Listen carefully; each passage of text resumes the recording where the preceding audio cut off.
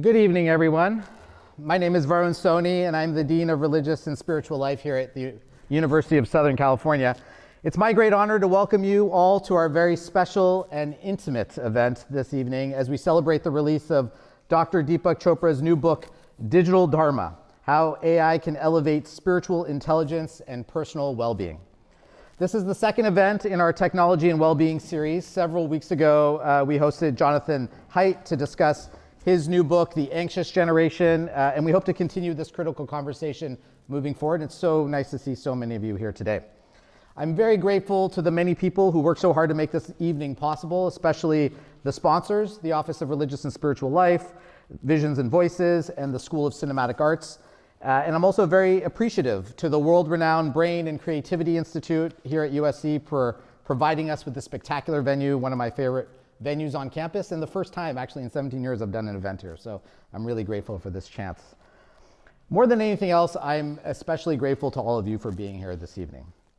I was born in India, but came to the United States when I was 6 weeks old, and so like many Indian Americans of my generation, I was called an ABCD, an American-born confused Desi. And that confusion was only exacerbated by the fact that we didn't see ourselves as Indians on TV, in the movies, or in the public sphere. Nowadays, there are Indians in literally every aspect of American life: entertainment, politics, nonprofits, technology. In fact, I think you need to be an Indian to run a tech company these days. I think it's a prerequisite. And while Indians are still woefully underrepresented in the Olympics, we completely dominate the national spelling bee, so we've made progress on that front. But when I was growing up, there were only two Indians in the public sphere, Deepak Chopra and Apu from The Simpsons, so thank God for Deepak Chopra. And so it's personally meaningful for me to be able to welcome Dr. Chopra to campus this evening. He is a singularly significant leader for a generation of Indian Americans like myself who grew up idolizing him. He showed us that we mattered and that we could do anything and we could do everything. Because of him, my generation redefined ABCD from American-born confused Desi to American-born confident Desi. There's absolutely no way that I do what I do without him in my life. There's no path for me to do it until he blazed that path for me to follow. And so today, I thank you, Dr. Chopra, not just for your presence on campus, but also for my presence on campus. Dr. Deepak Chopra is a pioneer at the intersection of modern science and ancient wisdom, and his work has dramatically transformed our understanding of consciousness, healing, and human potential. Indeed, his exploration of mind, body, medicine has challenged conventional paradigms and opened new dialogues across disciplines from quantum physics to neuroscience. Time magazine named him as one of the top 100 heroes and icons of the 20th century. Think about that. And his insights into well-being and consciousness continue to inspire millions worldwide to reconsider the nature of reality and our place within it. I once heard a filmmaker say that he wanted to leave behind a shelf worth of films in the library of cinema as his legacy. If that's true, Dr. Chopra has given us many shelves of wisdom in the library of life. This evening, we celebrate his 95th book, which is also a New York Times bestseller. And in this book, he illuminates AI's untapped potential to unravel the enigma of consciousness, positioning AI not as a threat, but as a catalyst for personal and collective growth. In Digital Dharma, he navigates the balance between technology and expanded awareness, explaining that while AI cannot duplicate human intelligence, it can vastly enhance personal and spiritual growth. Dr. Chopra shows us how the most popular, freely available chat box, such as the ones that wrote this very introduction and the questions I will ask him later, can serve as guides through every level of human potential: survival and safety, emotional connection, self-worth, abundance, creativity, wisdom, and the infinite possibilities of cosmic consciousness. Digital Dharma masterfully helps us to harness AI, and not merely as a technological tool, but as a partner in crafting a future where human potential solves the most urgent problems facing the planet and each of us as individuals. In doing so, Dr. Chopra invites us to transcend our own limitations and explore a relationship with AI that elevates collective consciousness and personal evolution at the same time. The format of this evening's event will be as follows. First, I'll ask Dr. Chopra a few questions about his book. Then we'll open it up for a larger conversation with everyone here. We'll have a Q&A session. After our event, we will be selling copies of Digital Dharma outside, and I believe, although I haven't asked them, Deepak, it would be great if you could stick around and sign and personalize copies after the event. So make sure you pick up a copy of this book for yourself and for your 20 best friends. So are you all fired up? Yeah? Are you ready to go? Please join me in welcoming to the University of Southern California, the one and only Dr. Deepak Chopra.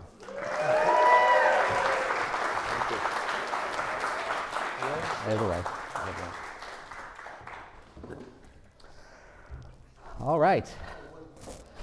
So thank you for being here and for this really important and critical conversation. As you can imagine, at a research university, so much of what we talk about is the future of AI. But I'm Gen X, and so the way I grew up is that every dystopian film I ever saw, AI basically had taken over the world and had come after us as humans, like Terminator, for example, Skynet. And yet you have a very different and contrarian view of AI, not something dystopian, but maybe utopian. It's something that can be transformative for spiritual intelligence and personal well-being. So why are you so optimistic about AI, and how do you think it can help us find our Dharma? So I'll give a short answer, maybe a little longer later. But I think of AI not as artificial intelligence, but as augmented human intelligence, because we created AI as a tool. Secondly, as a species, we are very different from other species in a few ways. We walk upright, we cook our food, we use language.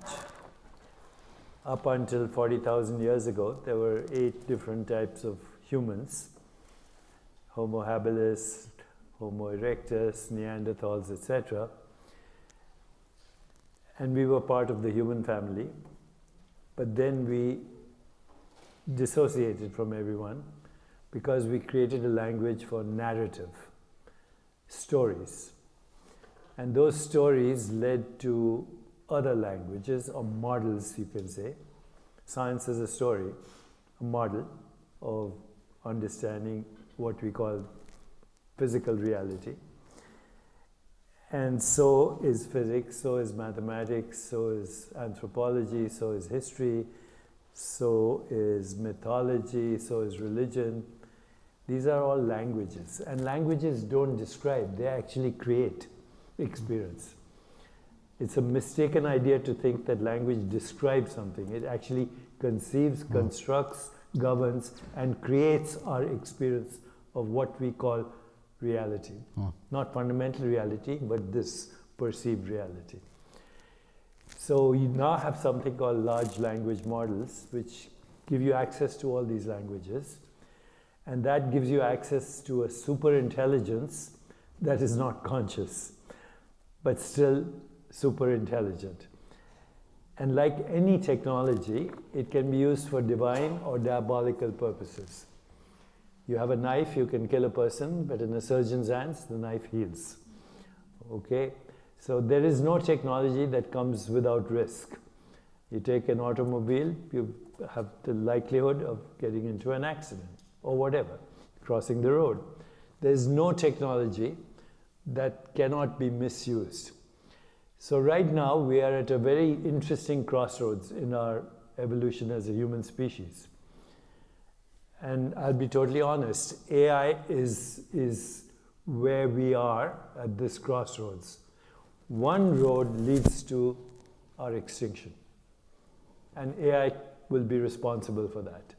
Because AI can manipulate nuclear weapons, it can create biological warfare, it can cut off the electricity in a city, it can introduce poison in the food chain. I don't want to give ideas, but there are many ways that AI can be used for human extinction.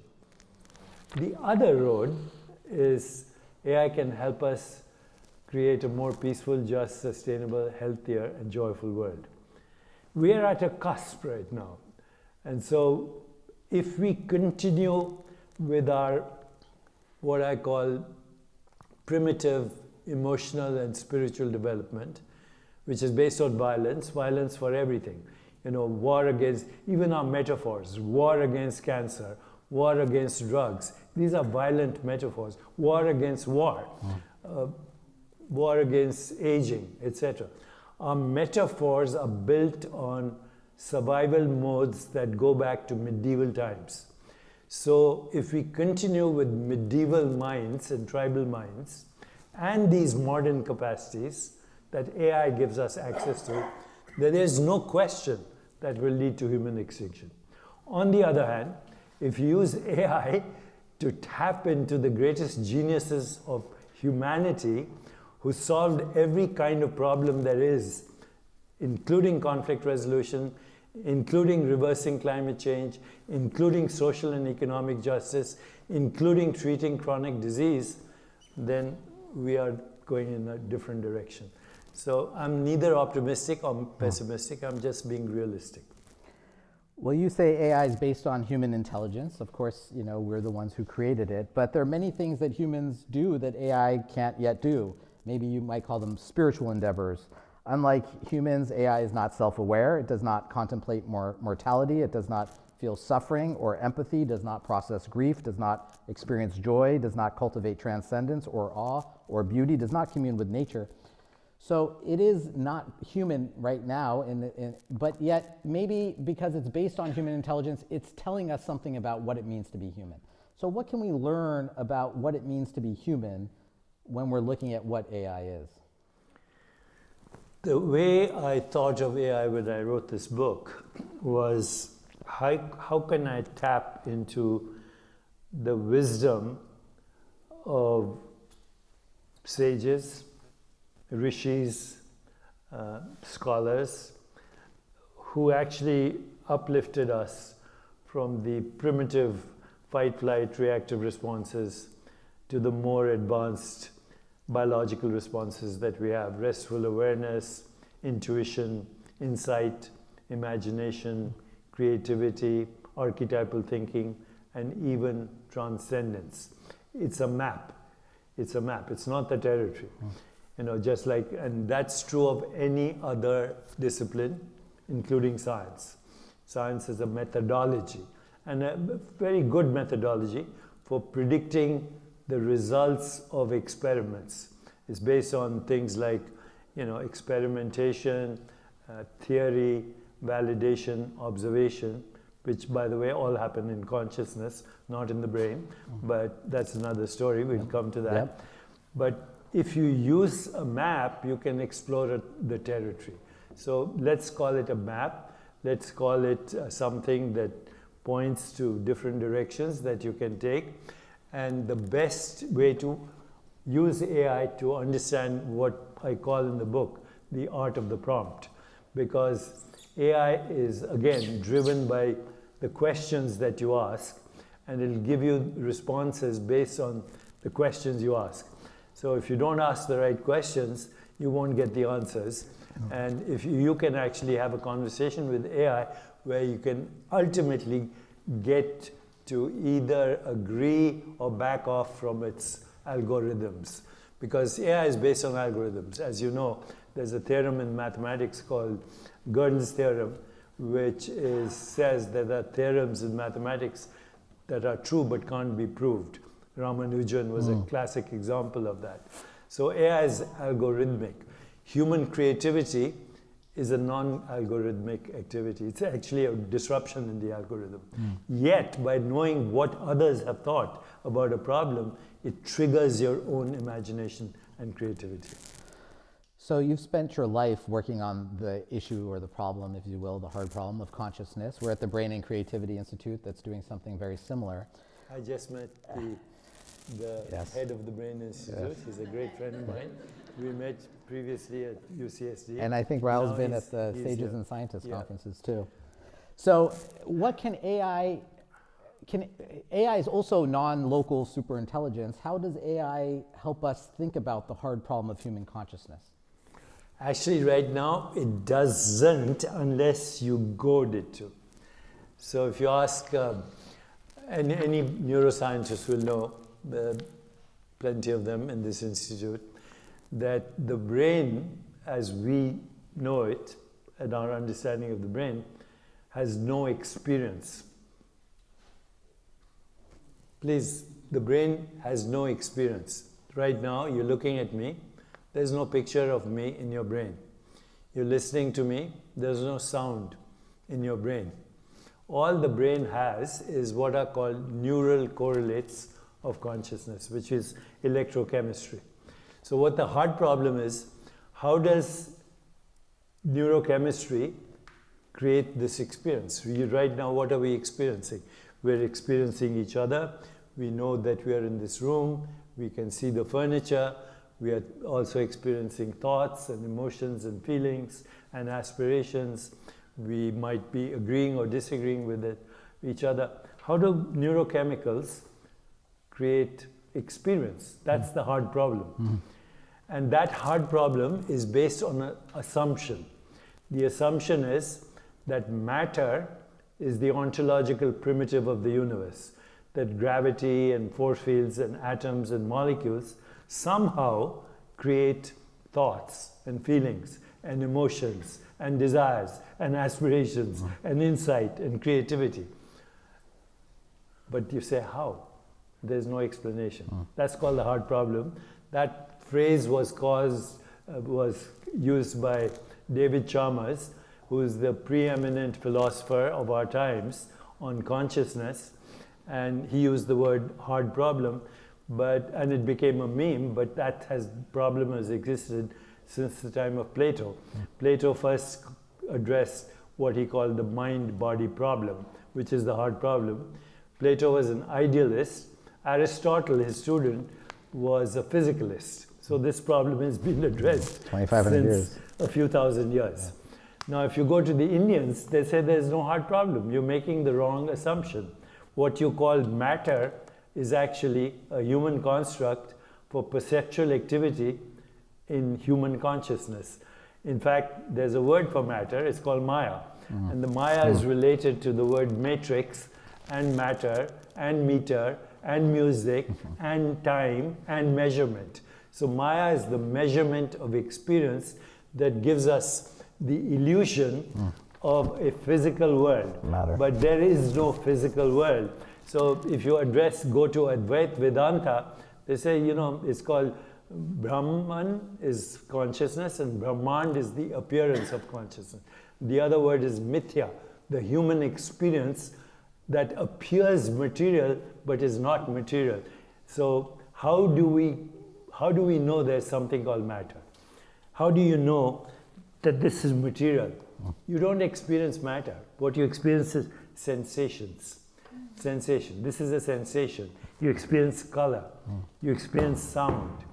What do you experience? You experience modulations of consciousness as sensations, images, feelings, and thoughts, and the rest is a human construct. Matter is a human construct. So if you go all the way to Advaita Vedanta, then there is no such thing as matter. It's a human construct, and the hard problem is a non-problem because it is assuming that everything begins with matter and then somehow leads to consciousness. And so if you use AI to explore this, AI will give you a physicalist explanation. We know there's a hard problem, we'll solve it at one point. It's like a promissory note. And as you know, science always deals with constructs, and science is based on something called falsifiability. If you can't falsify a theorem or a proposition, then it's not good science. So right now, science is stuck in this. What's the nature of the universe? The Indians, if religion is the dope of if the opiate. Religion is the opiate of the masses, then we Indians have the dope on it. And the dope is we're the biggest drug dealers. that you are starting with the wrong assumption. Change your ontological primitive to consciousness, and there's no problem. It's all a modulation of consciousness, Brahman, Brahmand. This is an appearance, and it's a false appearance. That's why it's called Maya. Anything that you can perceive, anything that you can conceive is not real. For example, my perception tells me the earth is flat. Nobody believes that anymore. Your perception tells you that the ground you're standing on is stationary. It's spinning at dizzying speeds and hurtling through space at thousands of miles an hour. My perception tells me that you're solid, but actually if I could see you as you really are, I would see you as proportionately as void as intergalactic space. I'd see the way my wife sees me, a in other words. huge emptiness. Well, she's also made of the same thing. An emptiness, formlessness that appears as form, which is also a Buddhist principle, as you know. Emptiness is form. So if you use the right prompts, you can get AI to address the hard problem, but you can then use the right prompts to say, what did the Advait rishis think about the hard problem? And you'll get to the right answer. That's the right answer. So speaking of the art of the prompt, this is your 95th book. You've written some of those books alone. You've written some of those books with co-authors, but this is the first time that you wrote a book with AI. You wrote a book with ChatGPT, and it was like a co-author. You're in conversation with ChatGPT. So what was that relationship like as a writer? No, 2/3 of the book, actually 4/5 of the book is written by me. The last section is through ChatGPT and my conversations with ChatGPT. So talk about that. Was that relationship like writing with ChatGPT versus writing with a colleague? Well, one thing you can trust is ChatGPT, or right now Perplexity and DeepSeek and all these other new AI programs that are coming out. Just remember, they usually give you a physicalist explanation for anything, because mainstream science is based on physicalism. But if you use the prompt correctly, you can get it to argue with you and ultimately even agree with you. So it was a very interesting experience where you knew what you were getting were the facts as understood by the selection bias of materialist or physicalist science. Yeah. There's a selection bias no matter what you use, because humans ultimately feed in the algorithms. Yeah. So even the algorithms that are there in AI are fed by selection biased physicalist scientists. Yeah. So you have to challenge what you read, and I did that a lot. And in fact, I think I may have accidentally created a movement where now people are using prompts to argue with ChatGPT. It's like your twin almost. And so it also helped me create my own digital twin. Check it out, deepakchopra.ai, and ask me any question in Hindi, in English, in Spanish, in Arabic, soon in Chinese and Russian too. So this is like super meta, that you were writing with AI and then you became AI. So what has the Deepak Chopra in real life learned about Deepak Chopra from Deepak Chopra AI? It's begun to have me question some of my habitual certainties. Because when I go to AI thinking I'm going there with an original thought, I find I have never had an original thought. Somebody has thought about everything that you think about, somebody has thought about it. The art's in the curation, though. The curation of thought. Yeah, the curation is important. Yeah. But it also is very sobering to see how humans have thought about every issue that you can possibly think of. Existential issue, emotional issues. So, I use now AI, that's what the book is about, how to use AI for reflective inquiry and meditation, how to use AI as a personal confidant, how to use AI as a research assistant, how to use AI as an emotional and health coach, and ultimately how to use AI as a guru, because it has access to all the gurus of the world. That's right. Since the beginning of time. Several weeks ago, I was having a conversation with Jonathan Haidt on his book, The Anxious Generation, and one of his chapters talked about how social media has spiritually degraded young people. And by moving from a play-based childhood to a phone-based childhood, we've created an anxious generation, and I see that on our campus, where 65% of college students around the country say they're so anxious they have trouble functioning. there are a lot of mistakes we made with social media and how we introduced that to young people. We didn't really think of it as a public health issue, and now we're starting to. What can we learn from social media about AI now that AI is going to assist young people in almost everything they do? What are the lessons to be learned so that we get to a point where we're not spiritually degrading young people, but we're doing what you're saying, we're spiritually elevating them? So,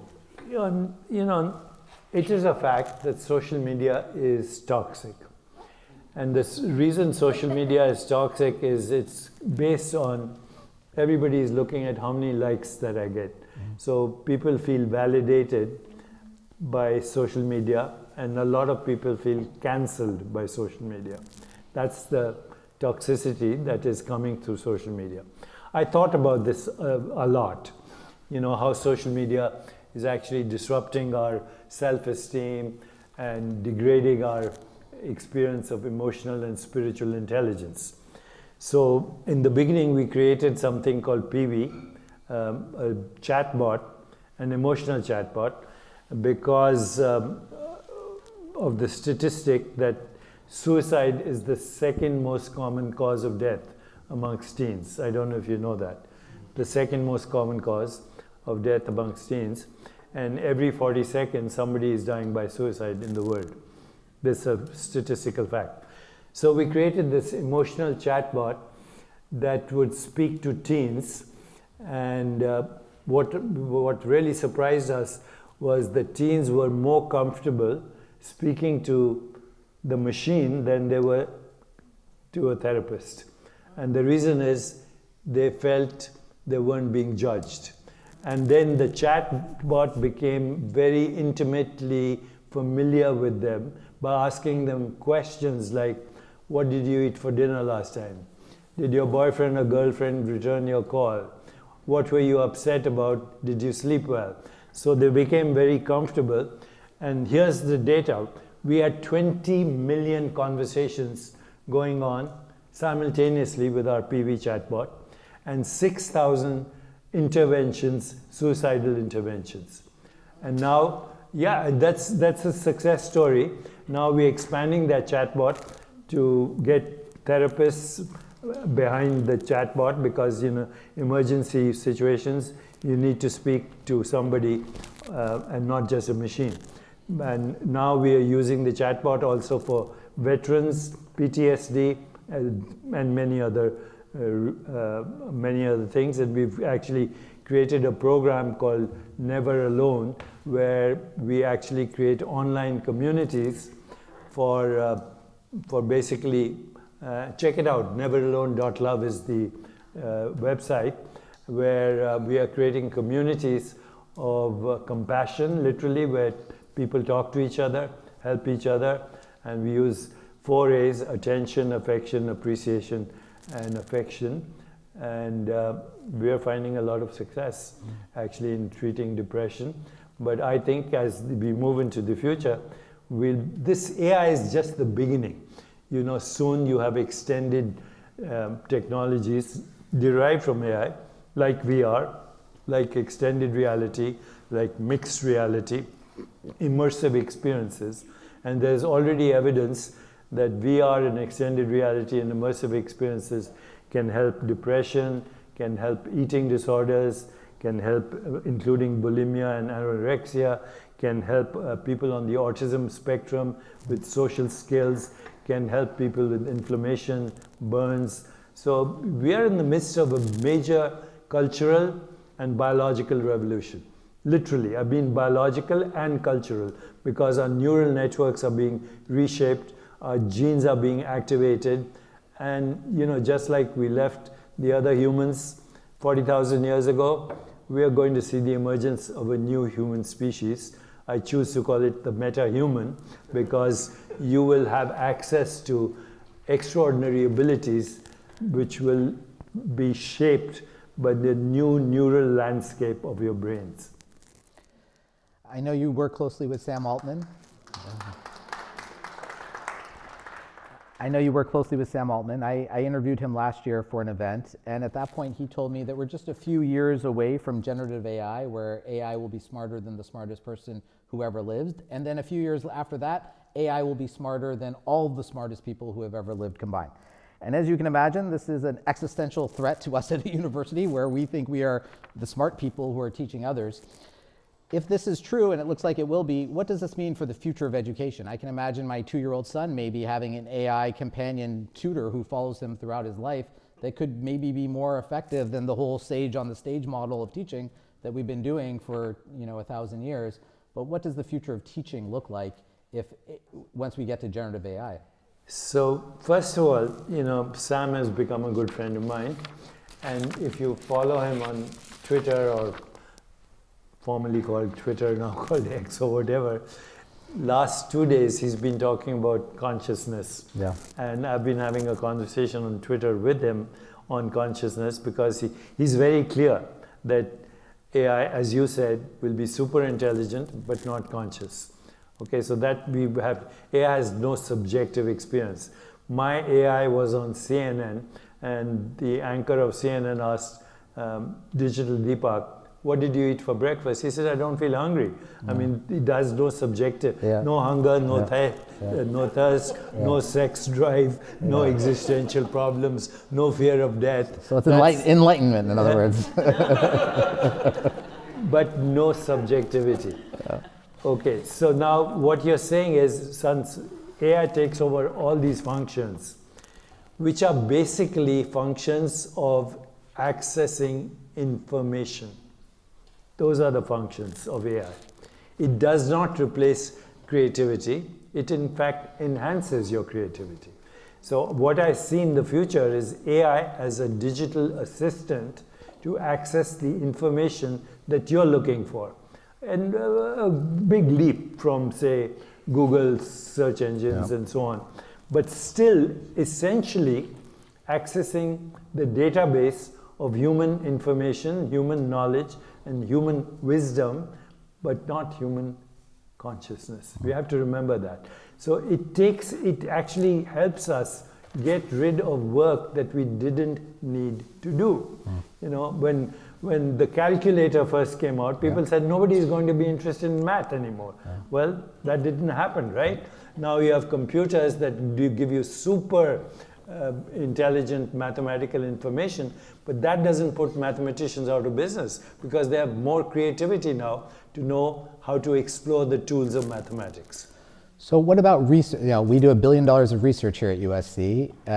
What about research science? Right now, AI may be able to do research based on human research that already exists, but at some point, won't AI be doing research on research that AI itself puts out? Yes, and one of the best ways to do research these days is through AI and what is called meta-analysis. So during COVID, for example, when people were, having extreme morbidity and mortality from COVID, I personally was using AI to see who was dying, who was getting sick. And the common factor in everyone who died of COVID was what we call inflammation. And in the older people, it was low-grade inflammation. In the younger people, it was inflammatory storms, or what we call cytokine storms. So inflammation was the common background in the morbidity and mortality of COVID. Then I went further. I said, what is the cause of inflammation? And again, through meta-analysis, we are not doing the research. The AI is doing the research, looking at everybody's research, and said the common factor in inflammation was, guess what? Sympathetic overdrive, stress, and depression. In fact, you could prognosticate the degree of inflammation based on the stress and sympathetic overdrive. So that led me to another area of research. What are we doing about activating the parasympathetic nervous system? And then I went again to AI and found that everything you want to know about the parasympathetic nervous system is the 8 limbs of yoga. So 8 limbs of yoga: yama, niyama, social and personal emotional intelligence. Yoga asana is understanding the body as a field of awareness. Pranayam is a way to tap into the subconscious mind and regulate your autonomic nervous system. Dharma, focused awareness. Dhyan, meditation. Samadhi, and you actually override all sympathetic overdrive. And so this became a passion for me, how to activate vagal tone. And this led to a whole new body of research that is now happening not just in the yoga community, but in the mainstream medical community. How do we activate vagal activity?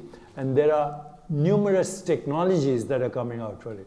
For example, there's now an ear pod you can use, which while we are having this conversation, it's activating the vagal branch of the auricular branch of the vagus nerve, decreasing inflammation in your body, whether you're playing tennis or you're on the stock market and you're all worked up about what's happening on the stock exchange.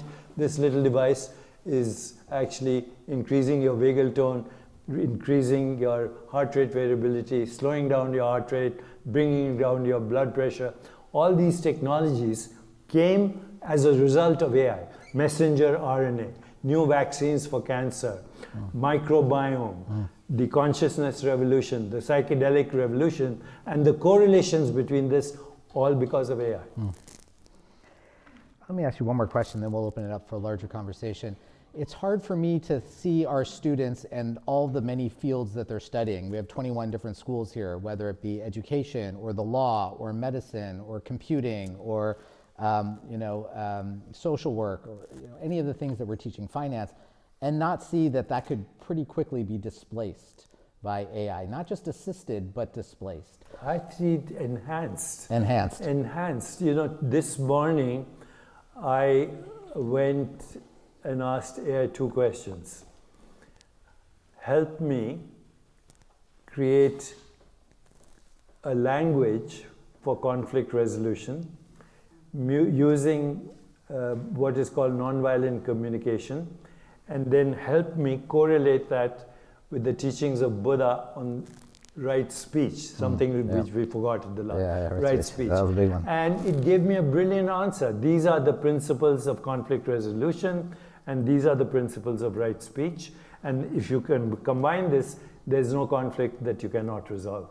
Now, whether people, and yesterday we heard somebody at the other conference that we were attending talking about technology and its role in conflict resolution and diplomacy. Now, so we have those tools to actually resolve conflicts, to actually get rid of this curse of war that we have, but people have to be interested. If you're interested, right now, AI can be a tool for solving huge problems, including climate change. And because again, that's something I've been looking at, climate change, for many years. I go to Davos, where people fly on their private planes to talk about climate change.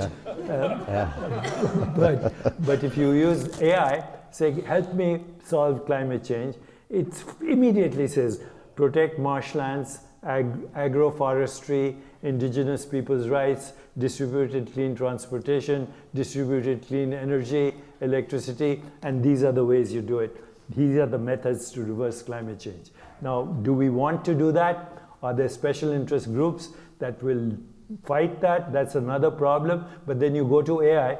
Somebody asked me the other day, I was on a panel with the government actually, on the destructive uses of AI and how it can cause extinction. So I'm on a Zoom call with these people, and they're all talking about doomsday. And I go on AI while I'm on Zoom, and I say, how can you, AI, help the misuse of AI? And it gave me a 2-page answer. So let me, I could talk forever. I know we want to get to a conversation, but you brought up the challenges, the enduring challenges of the world. One time you told me there are 5 major challenges that the world faces, that our students face, that many of us are working on. There's the crisis, 5 major crises, I think you called them. The crisis of health, the crisis of sustainability, the crisis of war, and the crisis of justice. Those are the 4 that we all know. But you said there was a 5th one that was more important, that we all have to be a part of the solution. If we don't all be the part of the solution, we can't solve the other 4. And you said the 5th crisis is the crisis of joy. So how does AI help us solve the crisis of joy? Well, first of all, let's distinguish between joy and happiness. 2 different things. we talked about happiness in the earlier discussion. I shared the happiness equation. Okay. So happiness is always for a reason. Happiness is because of I have a good relationship, because I made a lot of money, because I was appreciated, because I got a promotion, because I'm now the head of the department or the head of the community or whatever. So happiness, which is the opposite of sadness, is always for a reason. Joy has no reason. Okay, when you're joyful for no reason whatsoever, you have arrived. And that begins actually with every child that you see. And there's a great quote by Rabindranath Tagore, every child that is born is proof that God has not yet given up on human beings. So you want to know what joy is, just look at a baby. Okay, it's joyful for no reason. It's curious for no reason. It's friendly for no reason. It's empathetic for no reason. It's compassionate for no reason. If I hurt an animal, the baby will wince and cry because it feels at a visceral level, what the other feels. Babies are naturally empathetic, naturally compassionate, naturally loving, naturally kind. So you go on AI and you say, can you teach me how to return to the innocence of a child and experience joy? And you will get the right answers. By the way, one of those things is also called visceroceptive awareness, which in yoga it's called pratyahara, withdrawing from the senses and learning to regulate autonomic function, which is very ancient, but now is finding modern technological ways to counteract what we call sympathetic overdrive. And new technologies are emerging as a result of this. I mean, you're wearing 5 devices right now. I'm wearing 5 devices, some that you can't see. And then, I know exactly what's happening in my body, mind, my sleep, my heart rate variability, my nutrition. And in the near future, what you'll see is even my digital twin will take these things and match them to your lifestyle and give you instant intervention. So the future of well-being will be very precise, will be very predictable, will be personalized, you will participate in it, and it will be a process. But given the fact that 5% of disease is due to what we call fully penetrant genes, which means they guarantee the disease, like a BRCA gene, for example. You have that gene, you are going to get the disease. That's 5%. For that, we have new technologies around the corner, CRISPR, gene editing. So metaphorically speaking, you'll be able to cut and paste genes the same way as you cut and paste your emails. You read the barcode of a gene, delete the defective gene, insert the right gene, voila, the disease is gone. But that's 5%. 95% is epigenetic. Epigenetic means you change the activity of your genes rather than changing the genes themselves. You can't change the human genes that you have, you can't change. But that's less than 5% of the genetic information in your body. 95% of the genetic information in your body is bacterial. It's the microbiome. So technically speaking, we are all bacterial colonies with a few human parasitic cells hanging on.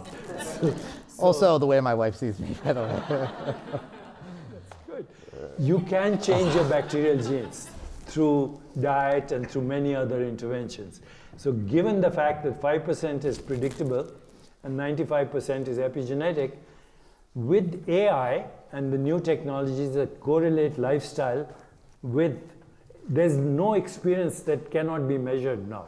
No experience. That right now as we're speaking, genes here are being activated. If people are watching us on television in China, their genes are being activated. Talk about interconnectedness. We are entangled, even our genetics and our neural landscape is entangled with everyone else. It's very Buddhist, Entanglement, the no separate self, impermanence, the arrow of time, the law of thermodynamics, nirvana, that ultimate reality is non-conceptual and non-perceivable.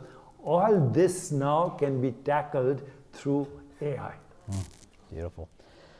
All right, so let's open it up for questions, answers, comments, observations. We have a microphone going around. If please just introduce yourself, maybe say why you came out today before you ask your question or your comment. And for students, we have 3 books. The first 3 students to ask questions get a free book. So I'm going to try to incentivize the students here. Who wants to get us started? Right here.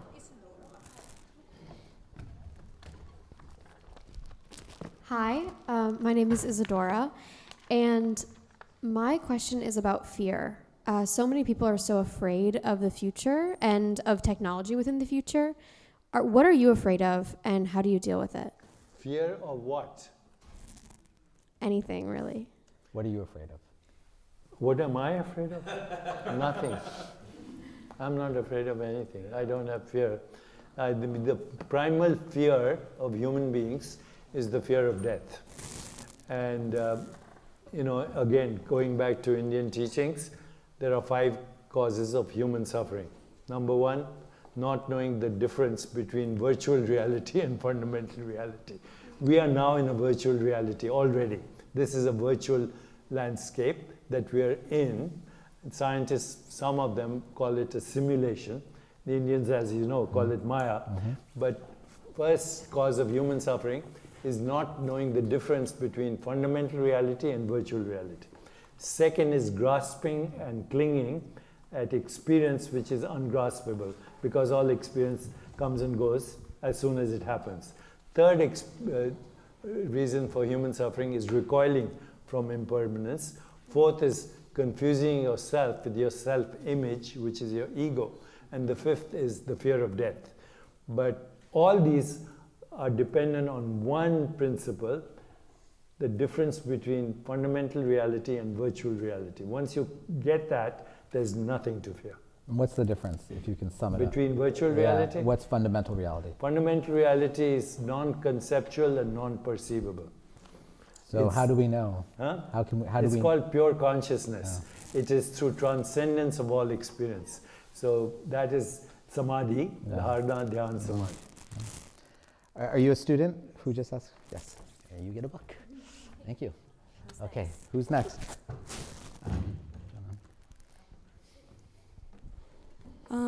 What advice would you give to college students who are trying to kind of find their purpose and fulfillment, like through careers and everything, but how do we find it more on a personal level? Students who are looking for meaning and purpose on a personal level. What advice do you have? Okay, on a practical level, what is that one thing that you do when you lose track of time? What is that one thing that you do that is your unique expression? What is that one thing that you're passionate about? And if you embrace that one thing that let's ask a simple question. If you had all the money in the world and all the time in the world, what would you do and how would it benefit with the world? So think of this scenario. I have all the money in the world, I have all the time in the world. How would I express my unique talents and how would it help somebody else? You found your purpose. One more student? Yeah, sure. Aditya? And then the money and the You already have a copy, yeah? other stuff will come. Thank you, Dr. Chopra, for being here today. My name is Adi, and firstly, it's a big honor to see you in person today. My question is about how to understand and balance the yin and yang inside of us, especially as, very ambitious students who might want a lot of great things in life. How do we slow down and just appreciate where we are and enjoy those little moments in life versus sacrificing the short term for the long term vision? Reframe your meaning of success. The way I think of success is in the following terms. Success is the progressive realization of worthy goals, number 1. The progressive realization of worthy goals. Number 2, it's the ability to love and have compassion. Number 3, it is the ability to get in touch with your creative center, which is consciousness. and it is joy. Joy being the most important. Joy is the most important measure of success, because you can achieve everything in life and you don't have joy, what's the point? So make joy is the ultimate measure of success. Embark on worthy goals and be in touch with your creative center. You already have a book. Yeah. Hi, thank you for speaking with us. I wanted to know if you think that self-worth comes from the joy that we're able to create within our lives and within the lives of those we touch, and if so, how do we create that joy? Self-worth and self-esteem are not the same as self-image. So what we live in a society today that has sacrificed their self for their selfie. Your selfie is your self-image, your ego. And so true self-esteem comes when you actually are fearless, when you feel beneath no one, fearless, beneath no one, and you know how to connect with other people to make them happy. So think of this, immune to criticism, number one, but responsive to feedback, fearless, joyful, and beneath no one. Yeah, sure.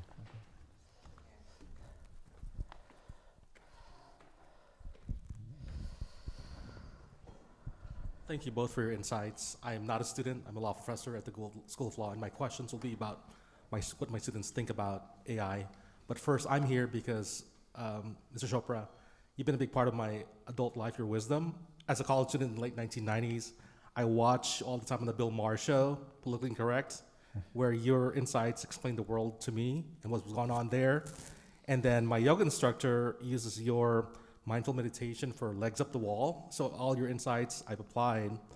So it's an honor to be here. And I met your son too, who is an amazing filmmaker. My questions, actually, first year law students at the Gould School of Law, they're not allowed to use generative AI. Just like in law school, my first year 20 years ago, I wasn't allowed to use electronic resources. Obviously, the legal profession uses it. And I was surprised, frankly, at my students' thoughts as first year law students in their early 20s, mid 20s, on why they don't like AI. They said they actually are worried about the privacy issues, that them feeding information that they do, their schedule, whatever their thoughts. But also you mentioned climate change and the issues that AI, the use of AI has on the environment. So what would you say to that my students' concerns about AI, that I was frankly surprised that they're kind of concerned about those very unique issues? Thank you. So just to reiterate, thank you for the question. You're saying they're not concerned substantively about the nature, about AI as something that enhances or assists their work. They're concerned about privacy and climate change issues. Absolutely. I mean, the legal profession uses it all the time. Yeah. Once they start working at law firms, beginning this summer as law students, the legal profession is full of AI resources. We're as professors, we're LexisNexis, Westlaw, the two vendors. They use AI. Regular contracts now will be taken over by AI. Smart contracts. Yeah, smart contracts will be taken over. Yeah, giving lawyers room for other kinds of litigation. So there'll be more litigators than contract lawyers, number one. On the climate change, it's a huge issue. I've been speaking to both Sam, but other people, and the King of Bhutan about this. Because as you know, Bhutan is now dividing the country into two countries. The first is traditional Bhutan. The second is the mindfulness city. And they are very modern. They're introducing cryptocurrency, AI, etc. And they have the best resources right now for, actually it's the only carbon minus country in the world right now, Bhutan. Not carbon neutral, carbon minus. And so everyone's going to Bhutan or trying to go to Bhutan to see how they can harness the power needed for using AI, because it's a huge consumption of power. And that is a real issue that has to be addressed. How can we use AI to harness in the future, I hope, nothing is impossible. I believe that the free energy is there as a theoretical concept right now. How can I harness energy from space? Because space has tremendous amount of energy. 1 cubic centimeter of space, empty space, has more energy than the entire physical universe, which is quite amazing. Can we ever harness that through fusion and through, what we call fission technologies? That will happen, but it'll take time, and this is a big concern, for sure. And it seems like we just have an energy problem, right? Texas is mining Bitcoin with a fossil fuel infrastructure, but Bhutan is mining Bitcoin off waterfalls, and El Salvador is mining Bitcoin off of volcanoes. So, with Bitcoin and AI, it might actually push us towards more creative developments in energy. Everyone complains that Bitcoin mining uses as much energy as a small country. Well, so does Netflix, but no one seems to complain about that. We have an energy issue, right? And I think that we need to solve the energy issue rather than not consuming. And by the way, these technologies are coming very fast. How to harness the sun's energy. In fact, there's a architect right now who's become world famous, Bjarke Engels from Denmark, and he has a blueprint for how you can reverse climate change and harness the whole world's energy just from Africa, through various pipelines and things like that. He has a blueprint for a carbon negative world. And he's now, of course, been recruited by the King of Bhutan as well. So the King of Bhutan is a visionary. He's recruiting the best talent in the world. Yes, sir. Thank you. So I'm Rael Khan. I work here, I have a lab here, and also work on campus as a psychiatrist at the Student Health Center. And it's in regards to that I wanted to ask this question. And the Jonathan Haidt book that you were mentioned before, it is very common. We are treating anxiety in our student colleagues, patients, on a very regular basis. And although I haven't been in the field of treating students, college-age students, for long enough to really say for sure that it's a mushrooming issue, my sense is that it is, and certainly the data that's published indicates that it is, that really the young people today are much more anxious than the young people 20 years ago or 40 years ago. And my question is, I've been practicing meditation and teaching meditation for many years, and I know for me, that's one thing that I am often encouraging my patients to do, not just to take the medicine and, good luck, but, to really get into regulating their nervous systems and to change the perspective on who and what they are that can, be a much bigger container and help to calm down the anxiety. But within the framework of a clinical encounter, I'm just curious what you as a physician and philosopher would say, what kind of interventions would you see as really being most useful for, as many people as possible to get at the root of helping them to be able to really live a less anxious life? It's such a new and nascent area that I couldn't give you a good answer. But one of the things that I've embarked on is looking at the gaming industry. Kids love playing games. In fact, gaming is the #1 activity of young kids. So in 2 months, we are coming out with a game for young people, where as you're playing the game, it actually you score points if you can lower your heart rate, or you change your heart rate variability, or introduce a breathing technique during the game or before the game, or as a brownie point as a reward. That game is going to be out in 2 months or less. We'll test it out and so we are in touch with the gaming industry and saying all games right now are violent games. They're about killing people. Can we create games that actually help you activate your parasympathetic nervous system, enhance your creativity, imagination, help you take a breathing break, etc., etc. This is a huge challenge, but it's around the corner. And we have the #1 gaming program in the world here, so if there are any gamers out there who want to do this work, please go out and do this work. I will send you the link to the game. Okay. It'll be out in 2 months. Okay, great, yeah. Let's go over to this side here.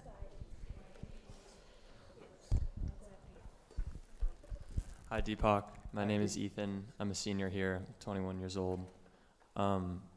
There is nothing more in my life than I want than this illusion of personhood to just fall away. And it seems that everyone wants that, but doesn't understand it. And there's just a deep yearning to ask you, how do you move in a world we've created with concepts and Maya while walking with Brahman, while walking with that formless state, that stateless state? How does one make it look so easy like you, and how can you kind of bring us with you in that? Wow. Something about the human species. We are full of paradox, we are full of contradiction, and our fundamental state is one of ambiguity, and we are not comfortable with that. In fact, Freud, I think, described neurosis as the inability to tolerate paradox, ambiguity, and contradiction. So, first thing is you have to embrace the confusion. You know, metaphorically speaking, that's the fall from grace, the knowledge of good and evil, the tree of the knowledge of good and evil. Once we became aware of this, we became this schizophrenic species. And first we have to understand that we are a paradox. You know, no other animal has existential anxiety about identity, who am I, etc., etc. Once you embrace contradiction, paradox, ambiguity, then somehow creative solutions begin to emerge. If you are wedded to certainty, then you're an algorithm. That's what an algorithm is. You know, there's no creativity. There's no fundamental creativity. So I always say, when you're in that position, which is great that you're in that position at your age. You know, at your age, most people are intoxicated by just the vibrancy of youth. You know, they don't think about these things. When you get to my age, and death is the next chapter, then you definitely think about these things. But if you start to embrace this confusion and ask only one question, who am I? Am I the changing body, or am I the awareness in which the body is a changing experience? Am I the changing mind, or am I the awareness in which the mind is a changing experience?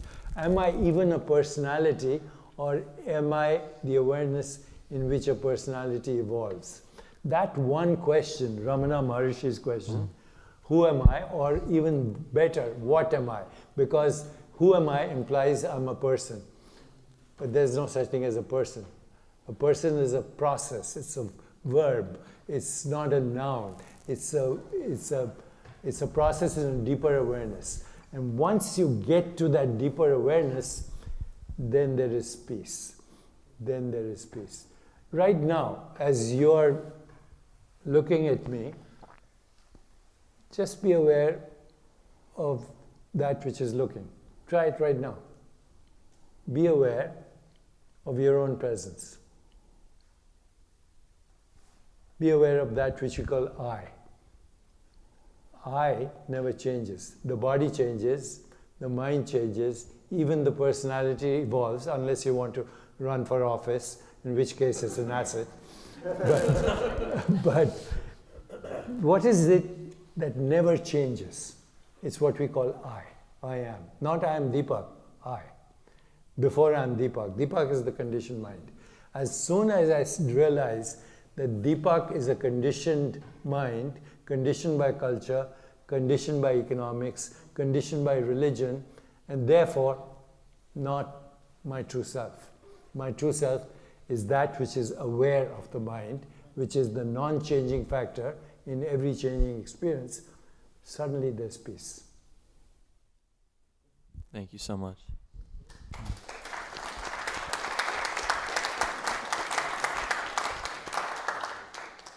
I'm next. So I have something to offer to the space, and I believe it's sort of what you said, why are we here? So I think that it's important to acknowledge when a human has affected another human. And when I started what I call my spiritual journey, maybe 8 years ago, who knows? Can't keep track. Time is an illusion. But anyway, your meditations was like a sea of truth to me when there was so much deception in my spiritual journey. So I just want to say thank you. Thank you. And all this time later, I'm now starting my own podcast of meditation after teaching in LAUSD and just all over LA. I'm now starting my own podcast, and I'm filming it tomorrow, and it's sort of amazing that I'm looking at you and your meditation podcast, the 21 Days of Abundance. If anyone remembers, that was the echo of my practice. Thank you. And so I just want to say thank you, and I want you to know that you've affected someone, and I appreciate that.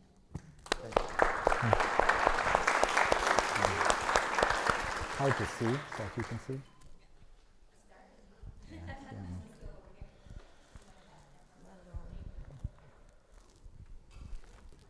Hey, how you doing? My name is Sawandi. You have played a very huge impact in my life with the 7 spiritual laws of success.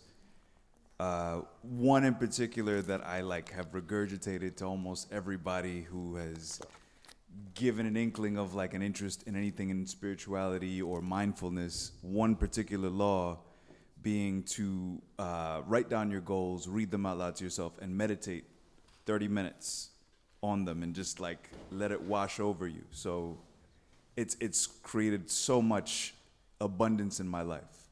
Thank you. Thank you. Thank you. Something that you spoke about tonight that really got me curious was you talking about having the joy of a child. And I'm curious what 2 prompts came up for you that were the most impactful that helped you to create joy in your life?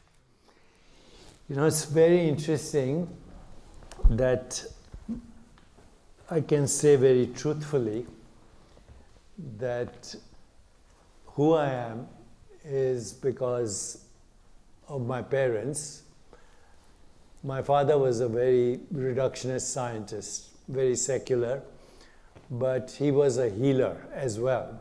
So 2 days out of 7 every week, he would treat patients and not charge them. And my mother would cook the food for them, for the patients, and she would make sure that they had enough money for the bus or the train to get home. So he wouldn't charge them, and she would feed them. So that was the most interesting example of compassion and joy and service. But my mother was also a storyteller, and she was the most amazing storyteller. So what she would do is, she would tell me and my brother, who later became the dean of Harvard Medical School, she would tell me and my brother a story, bedtime, and she would stop at what we call a cliffhanger these days. Okay, everything was going wrong. And the hero was about to die, the villain was about to take the girl and move off into, Sri Lanka or whatever. And she would stop the story there. And then she'd tell 2 of us, I want you to dream up the rest of the story, come up with a happy ending, and make sure it's a love story. And so every night we were faced with a story of extreme crisis, and adversity. And every morning we woke up with a love story and a solution. Okay? And so I give all the credit to my parents.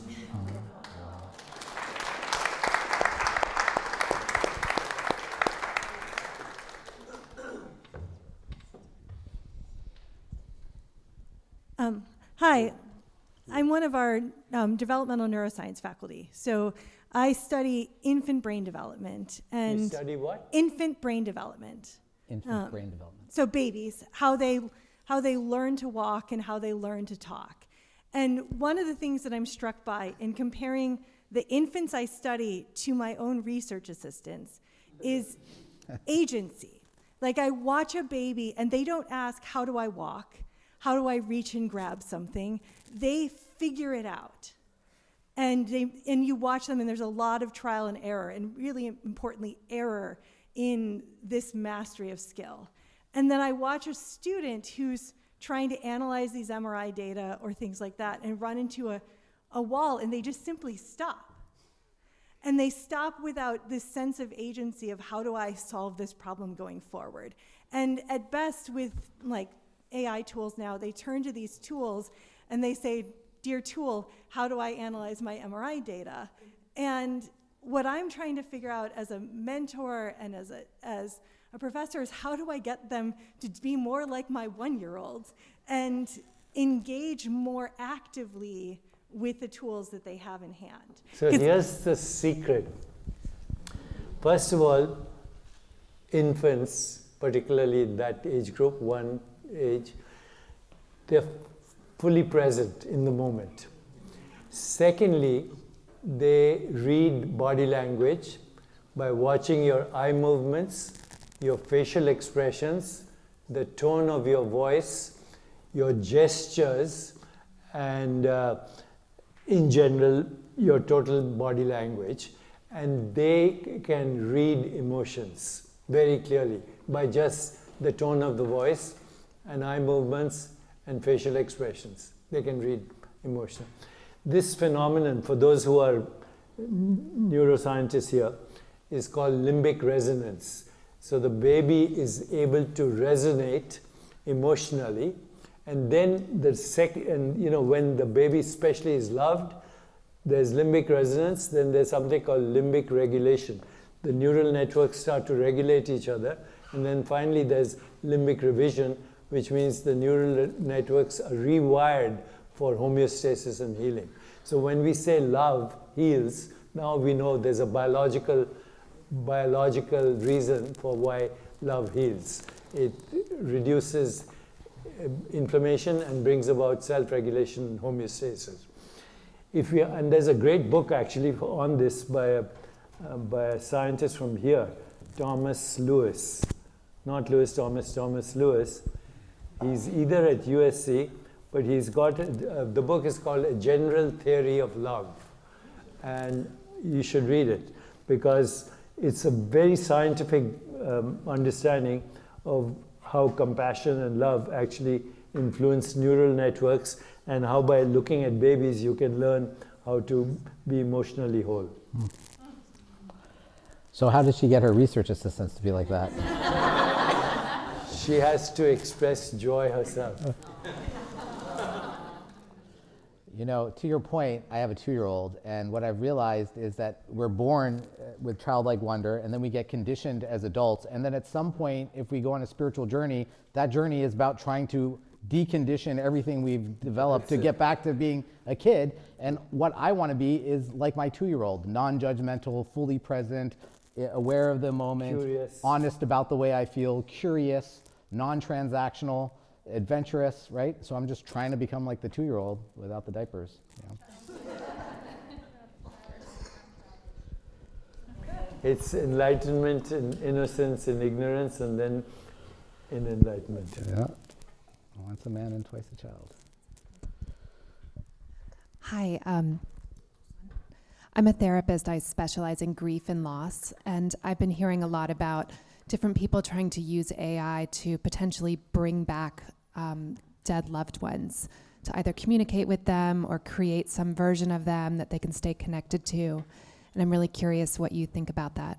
I didn't fully get it. So she's a grief therapist, and some of her patients are thinking about using AI to bring back their loved ones so they can continue to have a relationship with them, So communicate on with them. grief, by the way, the only way to heal grief is to embrace the grief. If you deny grief, it only gets worse. So when you have a loss or you're grieving, you should fully embrace the distress that goes with grief in your body. Even bring the presence of the lost one into your presence and embrace that presence. And it takes about 1 year for grief to go away if you embrace it. If you don't embrace it, it can take longer. AI can help you give tools. Actually, if you go to my AI and ask him, give me a meditation for grief, it'll do that. So that's where AI can give you tools for mindfulness, for awareness, for reflection, for transcendence. But then you have to use the techniques. You just can't say, oh, I know how it works, unless you actually, you have to actually have the experience of doing it.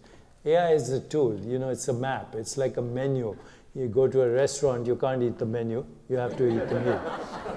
But what she's asking is, what if we could use AI to bring back our loved ones so that we never have to say goodbye, so that we have a relationship with our loved ones after they die? Is that how do you interpret your loved one? Is it the loved one when he or she was a child, middle-aged, old person? Which one are you talking about?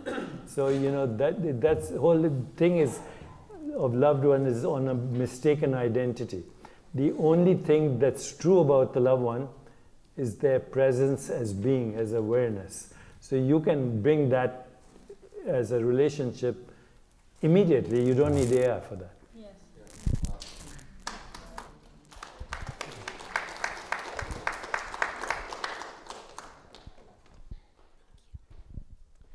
Hello, my name is Leslie. Over the summer, I recently completed a 21-day meditation retreat. Oh, can you hear me?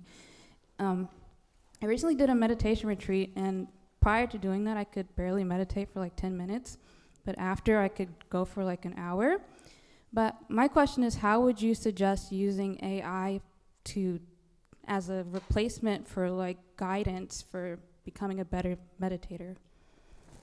How can she use AI to help her with her meditation practice? She just did the 21-day challenge and she's going deeper. Okay, so now what I've done, because I've been meditating for 40 years now, what I've done is put together hundreds of meditations, literally hundreds, for specific purposes. So you can go to my AI, for example, and ask it to give you a meditation for sleep, or give you a meditation for a healthy relationship, or give you a meditation for the right diet for yourself, giving your age and how old you are. So meditation now can be personalized. Guided meditation can be personalized, and even mantra meditation can be personalized, because Vedic meditation is based on your Vedic astrology chart. So there are 108 mantras, which are the vibrational frequency from when you became local from non-local, and the mantra takes you back to being non-local again. And there's a science to it. And now actually if you go to AI, even ChatGPT or one of the other AIs, and you say, what is the difference between Vedic astrology and regular astrology, you'll see that Vedic astrology is based on mathematics, pure mathematics. You are an expression, a movement of the holo movement that is called the universe. And the location of your birth, latitude, longitude, and the time of the birth actually gives you the frequency of vibration at that moment in time, within 4 hours or 6 hours. It's very accurate, very predictable, and now we've actually computerized the whole thing. So you don't have to go through the rigmarole of doing a Vedic chart or consulting a Jyotishi. You just plug in the date of birth, latitude, longitude, approximate time, and it spills out the mantra. No. Literally Vedic science, huh? There's a question here. Oh, where's I think Here. the microphone's in the back. Why don't we'll do the one in the back.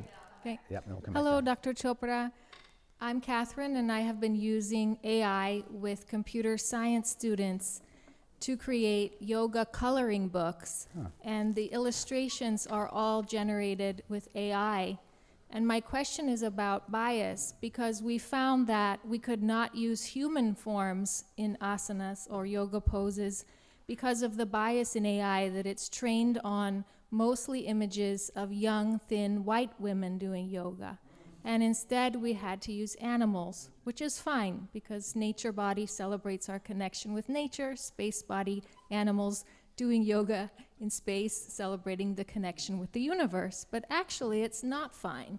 So I'm wondering, what's your experience prompting or arguing with AI when you encounter bias? So far, you've let us know you're pretty pleased with all your responses. So the question is, AI is based on human Selection. So there's the bias of humans is built in. It can be race-based. Yes, so all current research, unfortunately, medical research, is on white males, not even females, just white males. It does not include other races. It doesn't include women in research, biomedical research. So biomedical research is very much heavily influenced by the selection bias of the scientists who do the research. Now, there are people who are trying to address that. And as far as what you say is absolutely true, there's a lot of selection bias in AI because AI is programmed by human beings. But now it's being questioned. In fact, there are universities that are introducing biomedical research that is inclusive of other races, other ethnic groups, other genders, etc., etc. That's a big problem right now, even with AI, and it is being addressed, but it is not there yet. There's one here and one behind you. There's, We'll start here. Then I'll go here. I'm so grateful to be here right now with you. I've been studying you for years, decades, and to have you combining the subject of AI, which I'm really interested in, with such compassion, coming from such a wise and compassionate person. So thank you so much for embracing this. So my two questions is, one, what do you recommend, what would you, career-wise, if you wanted to go into AI and something that's going to last and it's not going to be taken over by more AI, and then right, it's good. I feel like things are shifting so much. So, like, what would be a good angle to go to, and then like a platform that would give you an overview of all the different tools and ways to use AI?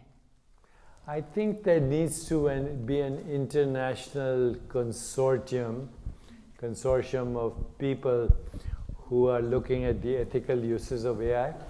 Right now, there's a program with the United Nations, AI for humanity and uplifting humanity. I have joined that group with the UN, and it'll take a few years, but it is being addressed. That's all I can say, and we're too early in the game right now. Is there a platform that you can start to study the overview? Look up AI for Good, the United Nations program. So let's do two more questions. We have one here and one there. Okay. Greetings, good evening. Thank you so much. I'm right here asking it. Right here. Red row. I'm Esmir, I'm an alumni here. And my question, I think a lot of people touched on a lot of really useful, fascinating, interesting things from depression, grief, ways that I think what's pretty clear, one of my takeaways from hearing you speak is that AI isn't a tool of enhancement. It can enhance things just as the calculator enhanced mathematicians' ability to do math.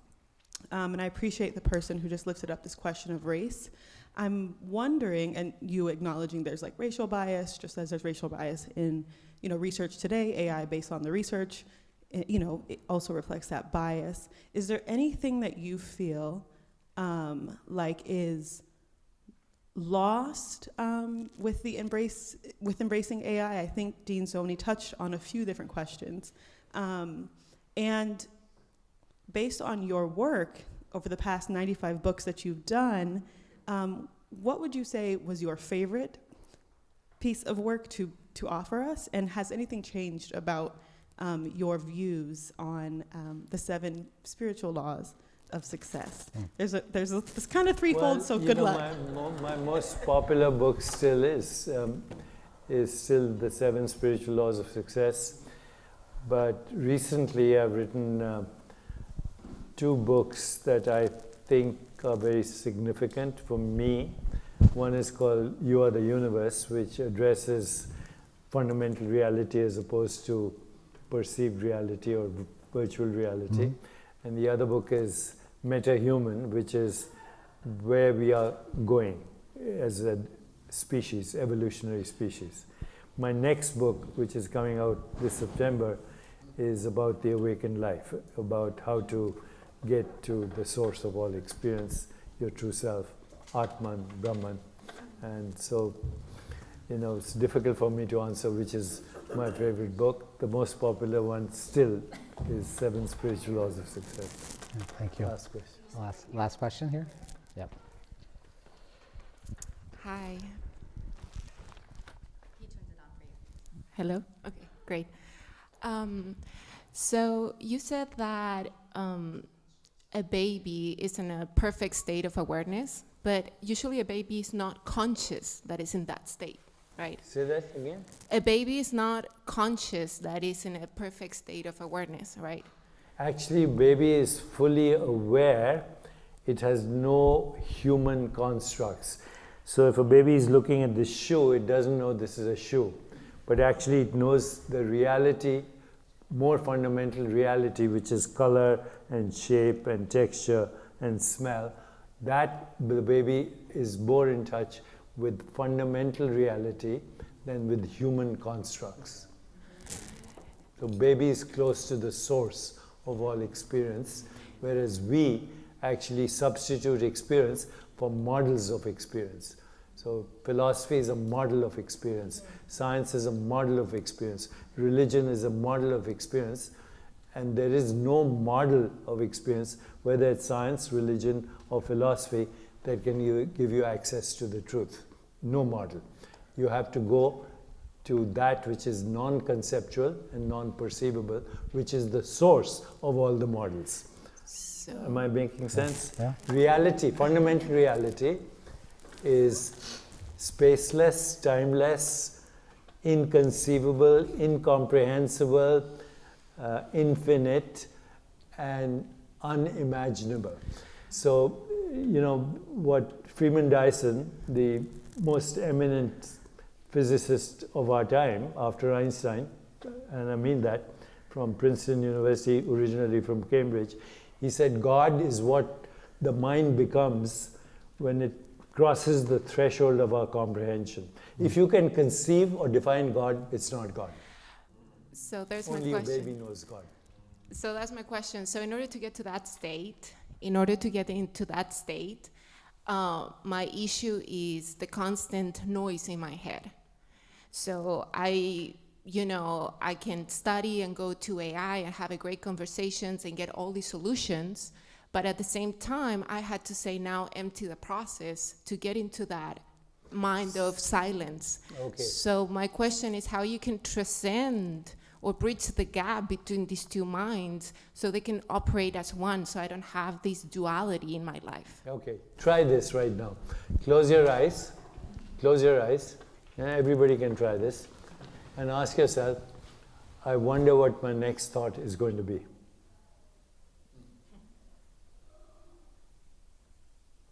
I wonder what my next thought is going to be. Now open your eyes. Did you notice that we wait for a thought? It doesn't come.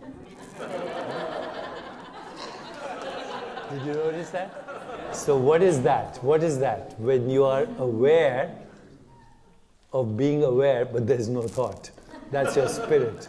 That's your spirit. That's our fundamental awareness. So just ask yourself once in a while, what am I thinking right now? And you'll see your mind will stop.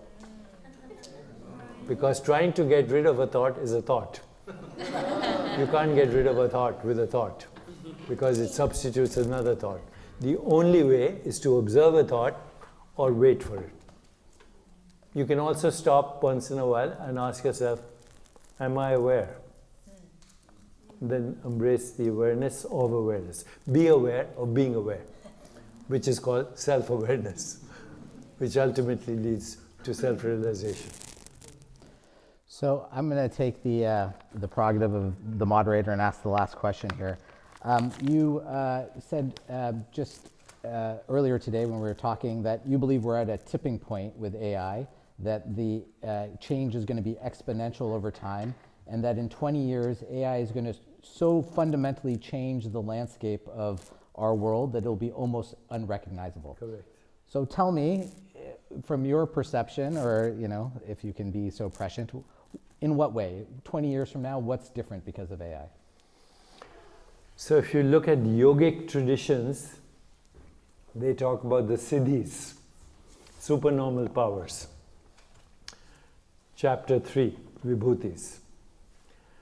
And I think what AI is, already it's there. You say remote viewing, FaceTime. No. That's remote viewing. You can talk to your mother if she's in China, and you can hear her. But where it's going is you will activate all the 5 senses. So you will actually, through immersive experiences, which you are already in a virtual reality, but now you extend the virtual reality. What is reality to a bat that only hears the world through the echo of ultrasound? What is reality to an insect like a dragonfly that has 30,000 eyes? What is reality to a bird that navigates through electromagnetic navigation, sensing electromagnetic waves? We now have access to all these technologies that extend the range of our senses so they become supernormal.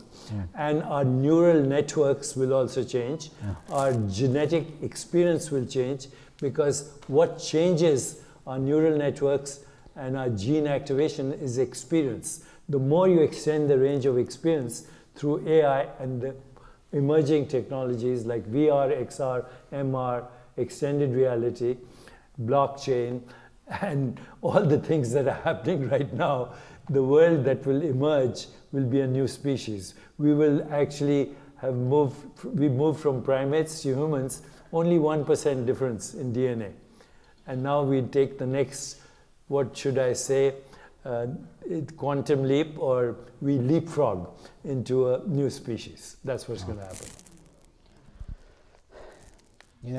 Every once in a while you have a night you won't ever forget. For me, this is such a night. I hope it is for you too. This has been an absolute masterclass about the things that matter.